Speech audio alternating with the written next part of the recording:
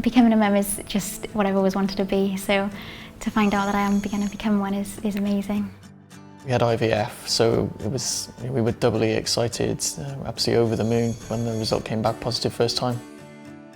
Becoming a mum is excitement, shock, amazement, everything rolled into one. Every emotion you could imagine. Wonderful.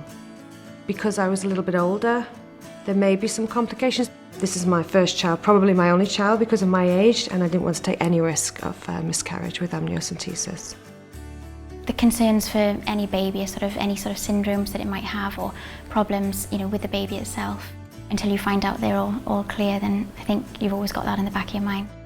There are a number of different types of non-invasive prenatal tests available at the moment, but the one that we choose is the NIFTY test. It has been evaluated on over 300,000 pregnancies, far more than any of the other different tests. It's safe because it is non-invasive and doesn't put the pregnancy at risk of miscarriage. It's flexible because it works not only for single pregnancy but for twins and pregnancy where donors' eggs have been used. And it's done very early. It's available from 10 weeks of pregnancy with full results back in 2 weeks.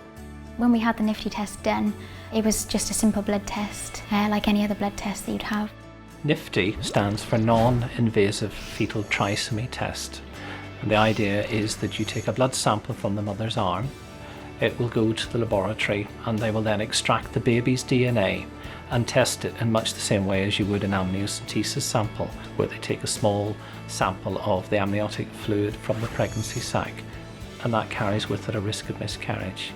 Non-invasive prenatal testing is based on taking a blood sample from the mother's arm, and so it's safe. I think it allows you to deal with the situation that you're going to be in, whether it's good or bad. The accuracy now is over 99.5% in terms of picking up conditions like Down syndrome, Edwards syndrome and Patau syndrome. For parents where the result has come back as positive, they can then make decisions about whether or not to continue the pregnancy.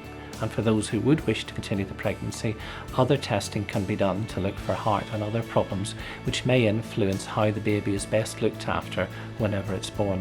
The impact for us of the negative result enables us to enjoy Annie's pregnancy rather than be worried about problems that may occur later on. I definitely think that the test is worth its money because it's so accurate. It was very safe. It was a very simple test to do as well. It was just a question of going into the room, blood taken, done.